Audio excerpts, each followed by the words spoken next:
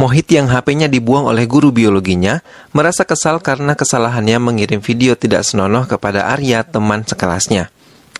Arya adalah anak perempuan yang beranjak remaja, merasa dirinya mampu menjaga dirinya sendiri sehingga ia membantah ketika ibunya Devki melarangnya mengikuti pesta Valentine yang dilakukan di Zodiac Farm. Sehingga ia marah dan meninggalkan meja makannya. Anan akhirnya memberikan izin kepada putrinya Arya untuk pergi ke pesta karena atas bujukan Devki. Devki merupakan ibu sambung bagi Arya, putri Anan, yang ditinggal ibunya selama-lamanya. Namun Arya tidak pernah menganggapnya sebagai ibu, tapi Devki selalu menerima perlakuan Arya yang terkadang menyakiti hatinya. Anan pergi meninggalkan keluarganya selama 6 hari untuk menemui kliennya di New York. Arya dijemput Sapna dan Risha untuk berangkat ke pesta merayakan Valentine di sebuah klub malam di Zodiac Farm. Arya tampil sangat cantik mulai menikmati pesta bersama teman-temannya, menari dan bergembira di bawah pengaruh alkohol.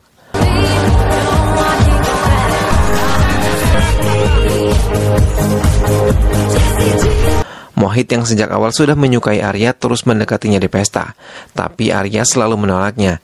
Hingga Charles Dewan mengajarinya untuk memberi obat tidur pada minuman Arya dan memberikannya pada Arya. Namun saat Charles memberikan minuman tersebut, malah Sapna yang meminumnya hingga habis membuat Charles kesal. Arya yang mencintai Kabit sangat berharap Kabit bisa menerima cintanya. Namun ia kecewa karena melihat Kabit telah mengatakan cintanya pada wanita lain.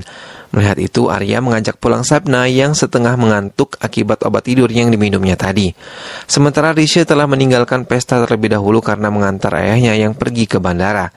Arya akhirnya memutuskan untuk pulang sendiri menggunakan taksi. Setelah mengabari ibunya, ia menelpon supir taksi. Tapi tiba-tiba seseorang membekap mulut Arya dan menariknya masuk ke dalam mobil. Arya terus memberontak mendapat perlakuan mereka. Namun kekuatan Arya tidak sebesar kekuatan laki-laki yang telah menculiknya. Hingga Arya dilecehkan dan mendapat perlakuan tidak senonoh secara bergantian di dalam mobil tersebut. Setelah mereka puas terhadap tubuh Arya, mereka membuang Arya ke selokan dalam keadaan kritis dan mengalami luka di sekujur tubuhnya. Devki yang menunggu Arya belum kembali juga ke rumah merasa gelisah, hingga ia meminta bantuan Indu sahabatnya untuk datang ke rumahnya dan menjaga pria anak bungsunya yang tertidur. Devki dengan cepat menuju klub malam itu dan mencari keberadaan putrinya. Devki terus menelusuri ruangan pesta dan terus bertanya keberadaan putrinya, namun ia gagal mendapatkan putrinya. Maka ia memutuskan untuk melapor ke kantor polisi. Setelah meninggalkan foto putrinya dan nomor teleponnya, ia meninggalkan kantor polisi. Tapi saat ia mau memasuki mobil, seorang detektif swasta mendekati dan memperkenalkan diri sebagai Daya Shankar Kapoor alias Deka dan menawarkan jasanya. Tapi Devki menolaknya karena ia masih berharap pada polisi yang bisa membantunya. Deka memberi Devki sebuah kartu nama yang ia harap bisa digunakan. Esok harinya tubuh Arya ditemukan oleh salah satu penduduk dan dengan cepat membawanya ke rumah sakit. Pihak rumah sakit segera menelpon Devki dan memberi kabar kepadanya. Sampai di rumah sakit, Devki langsung berlari memasuki ruang ICU di mana Arya dirawat. Kondisi Arya sangat mengkhawatirkan. Devki melihat banyak selang dan luka lebam di sekujur tubuh Arya. Melihat kondisi Arya, Devki menangis meratapi hal yang menimpa Arya. Seorang dokter yang menangani Arya menemui Devki dan memberitahu keadaan Arya. Ia mengatakan Arya mendapat perlakuan kasar pada fisiknya hingga akan dilakukan beberapa operasi untuk menyelamatkan jiwa Arya. Dari hasil penyelidikan, Arya telah dilecehkan beramai-ramai oleh pelaku. Mendengar pernyataan dokter membuat Devki menangis sejadi-jadinya. Kasus Arya menjadi sorotan dari semua pihak. Kepolisian menunjuk Matthew Francis untuk menyelidiki kasus ini. Sambil menangis, Devki menelpon Anand dan memintanya segera kembali ke Delhi. Devki menangis melihat kondisi Arya di tepi ranjang. Ia melihat Arya mengerjapkan matanya dan menangis. Devki dengan sabar merawat Arya walaupun Arya tidak menganggapnya. Ketika Anand datang, Arya menangis sejadi-jadinya di pelukan ayahnya mencoba menumpahkan semua kesedihannya. Devki dan Anand meminta pada Arya yang telah pulih untuk bisa memberikan keterangan saat pengadilan berlangsung. Arya pun menyanggupi, ia memberi keterangan lewat video. Matthew memulai penyelidikannya. Ia mulai memanggil satu persatu saksi yang ada di pesta itu, mulai dari Sapna, teman Arya. Matthew mulai menemui titik terang dan mulai menangkap para pelaku.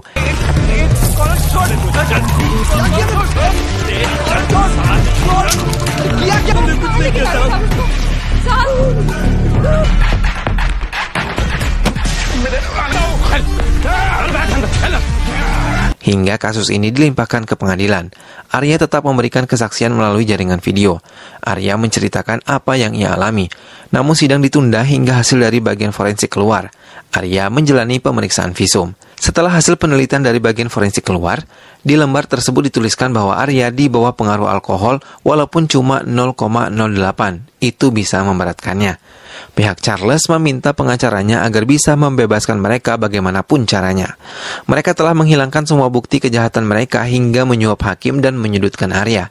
Anan tidak terima dan meminta pihak pengadilan untuk menyelidiki ulang semua barang bukti. Namun hasilnya tidak bisa diharapkan karena hasil penyelidikan forensik yang dilakukan kedua kalinya menunjukkan negatif dan tidak ada bentuk kekerasan apalagi pemerkosaan.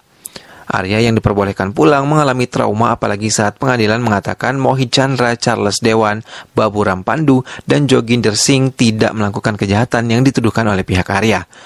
Mendengar hal itu membuat Anan menyerang pelaku, namun hakim yang melihat kejadian itu merasa marah dan memutuskan untuk memenjarakan Anan. Melihat suaminya di penjara, Devki sangat sedih. Sejak saat itu Devki tidak mempercayai polisi dan pengadilan. Devki yang menjamin suaminya di kantor polisi berhasil menjemput Anan dan kembali ke rumah. Di tengah perjalanan, Anan ditelepon Indu yang mengatakan Arya mengunci kamarnya. Dengan cepat Devki menyetir mobilnya. Hingga saat sampai di rumah, Anan dan Devki berlari ke lantai 2 di mana kamar Arya berada. Anan terpaksa mendobrak pintu kamar Arya dan mendapatkan Arya terduduk serta menjerit-jerit ketika melihat Devki mendekat.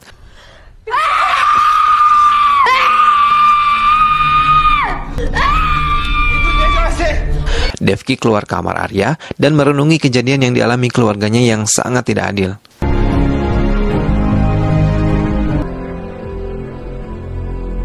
Devki lebih terpukul ketika melihat Mohit telah kembali ke sekolahnya.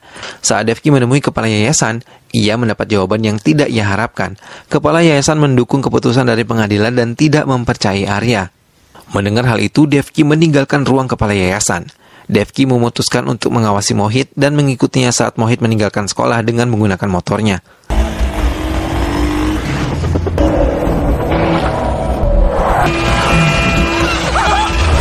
Namun Devki mendapat kecelakaan kecil, hingga ia memutuskan untuk pulang ke rumah.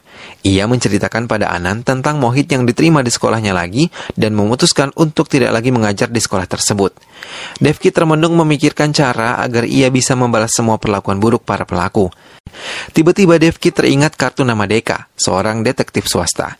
Ia mencarinya dan berencana menemuinya tanpa sepengetahuan Anan.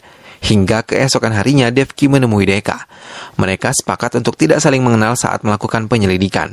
Devki menemui Deka di stasiun kereta Rajiv Chowk. Ia memberi informasi tentang Baburam Pandu, penjaga klub di Zodiac Farm. Ia mengatakan bahwa Babu selalu menghabiskan waktunya di hari Senin malam, duduk di bar dan pulang bila bar tersebut tutup. ठेके का एड्रेस भगवान सब ठीक कर देगा पता है इसलिए तो उसने Devki menemui temannya dan memintanya bekerja sama. Saat Baburam sedang dalam kondisi mabuk, teman Devki menyamar menjadi wanita penghibur yang kemudian menculik Baburam masuk ke mobil. Mereka mengkebiri Baburam dan meninggalkannya begitu saja. Baburam baru sadar setelah 4 hari pingsan. Saat ia kembali ke rumah dan berada di kamar mandi, ia begitu terkejut mendapat alat vitalnya telah dikebiri. Hingga ia marah, memukul kaca dan Baburam terpeleset hingga membuatnya tewas.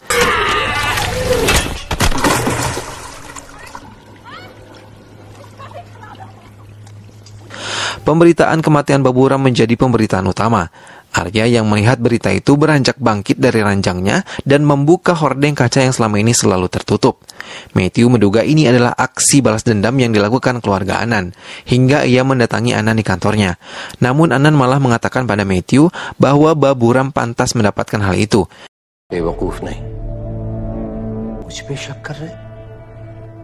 Devki menemui Deka kembali di sebuah galeri lukisan. Deka kemudian memberikan flash disk berisikan data tentang Mohit dan juga Charles. Sampai di rumah, Devki membuka flash disk yang diberikan Deka. Ia mempelajari semua yang diberikan oleh Deka kepadanya tentang informasi Charles dan juga Mohit. Charles adalah sepupu Mohit yang dari kecil telah ditinggal orang tuanya dan dicukupi semua harta benda. Ia tinggal di daerah elit bernama Greater Noida. Ia bersama Mohit selalu mengunjungi klub malam di Sabtu malam. Charles sangat menyukai fitness dan meminum semua minuman protein. Mohit Chandra adalah anak seorang pilot yang selalu ditinggal bekerja oleh orang tuanya dan tinggal di apartemen. Devki tiba-tiba mendapat ide untuk menghabisi Charles dan Mohit saat ia menggigit biji apel. Devki memasuki rumah Charles. Dengan bantuan Deka, rekaman di semua CCTV di rumah Charles dapat dihapus. Devki masuk dan menelusuri setiap sudut rumah Charles.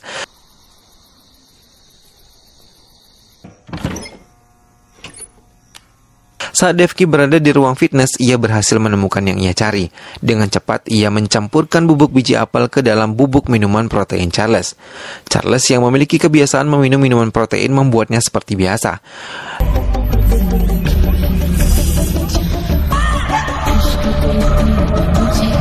Namun tiba-tiba kepalanya pusing dan pandangannya kabur. Tak beberapa lama mulutnya mengeluarkan busa dan ia tergeletak di lantai.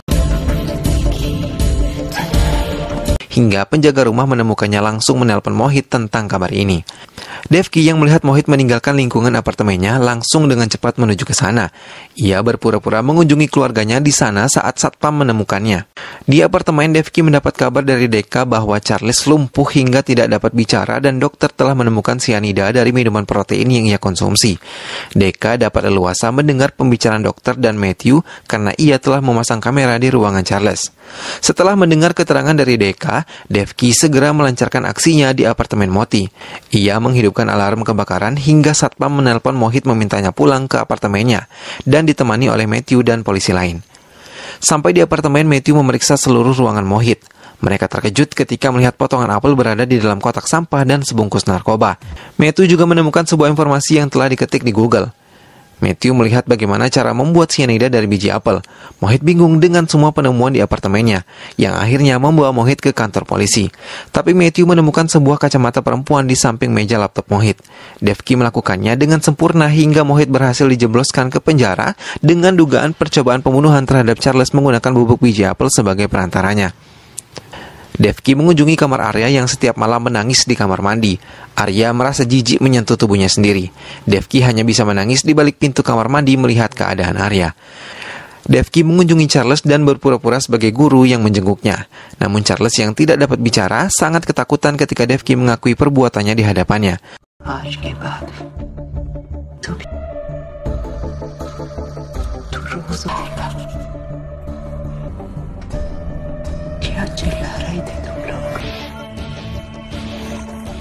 Ketika suster datang, Devki dengan cepat meninggalkan Charles. Arya yang sudah mau berkomunikasi dengan ayahnya membuat Anan begitu bahagia. Ia berjanji akan membawa Arya dan keluarganya berlibur agar keadaan Arya bertambah baik. Devki yang bertemu dengan Matthew di parkiran sekolah merasa gugup apalagi saat Matthew memegang kacamatanya. Namun sekuatnya ia membuang rasa gugupnya di hadapan Matthew. Ia menyadari Matthew kini sudah mencurigainya. Anan menceritakan kemajuan yang dialami oleh Arya serta ia merasa gembira karena semua pelaku anaknya mendapat hukuman setimpal dan menjadi sorotan pemberitaan. Devki mengurungkan niatnya yang mau menceritakan apa yang telah ia lakukan selama ini kepada Anan. Devki kembali menemui Deka, namun kali ini Deka mengatakan Jaginder Singh tidak ia temukan. Devki mengatakan bahwa polisi tengah mencurigai mereka dan Devki memutuskan menghentikan aksinya. Namun mereka tidak menyadari bahwa pertemuannya diketahui oleh Matthew, hingga Matthew membawa Deka untuk diinterogasi. Tapi Deka selalu mengelak dan tidak mengakuinya. Solution nahi hai. Kya baat kar raha tha tum Devki se? Nahi, Matthew. Rathod sahab. Hingga ia dibebaskan karena kepala polisi memerintahkan Matthew yang tidak memiliki bukti untuk menangkap Deka ataupun Devki. Jaginder yang telah kembali kini menemui Mohit yang menderita di penjara. Mohit meminta Jaginder untuk membebaskannya, namun Jaginder malah pergi meninggalkan Mohit di penjara. Selepas mengunjungi Mohit, Jaginder mengunjungi Charles dan memintanya mengatakan siapa pelakunya. Hingga Jaginder berhasil mendapatkan informasi dari Charles sebelum akhirnya Charles tewas mengeluarkan banyak cairan dari mulutnya.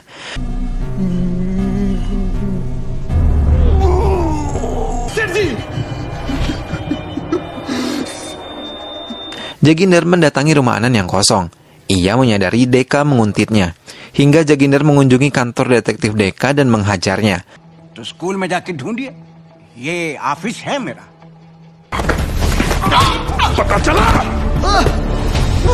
Setelah berhasil membuat Deka tak berdaya, Jaginder mengambil HP-nya dan menghubungi nomor terakhir yang Deka hubungi. Hingga kini ia tahu keberadaan Devki dan keluarganya. Setelah mendapat yang ia mau, Jaginder langsung membunuh Deka dengan satu tembakan dan menghancurkan semua bukti yang ada di CCTV kantor Deka.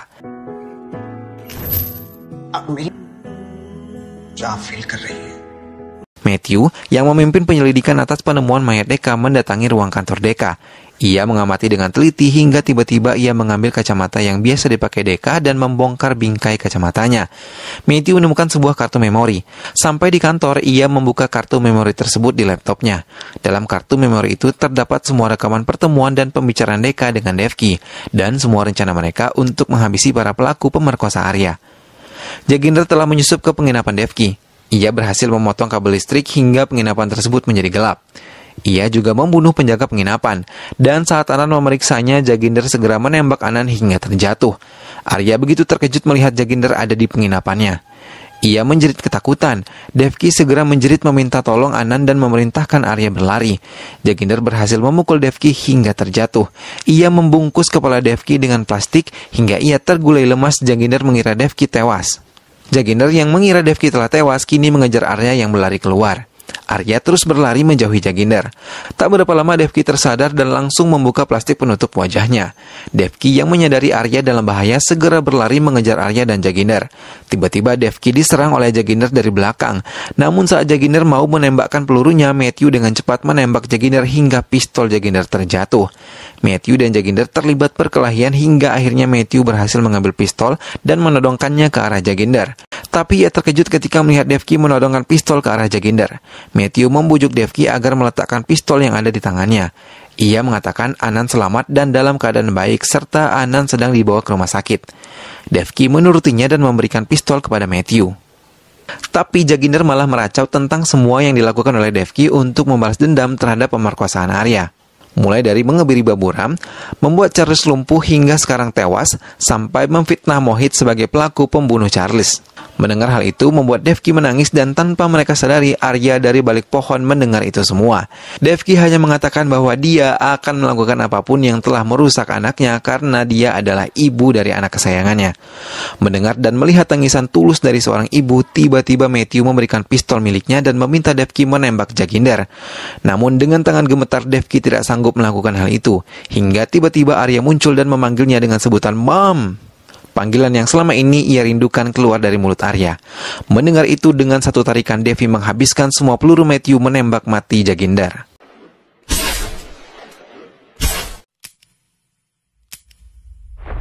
Devki terduduk lemas dan menangis. Arya datang dan memeluknya sambil menciumi Devki sambil mengatakan ia sangat mencintai ibunya. Devki menangis dan membalas pelukan Arya. Ia juga mengucapkan betapa ia sangat mencintai Arya. Film pun selesai.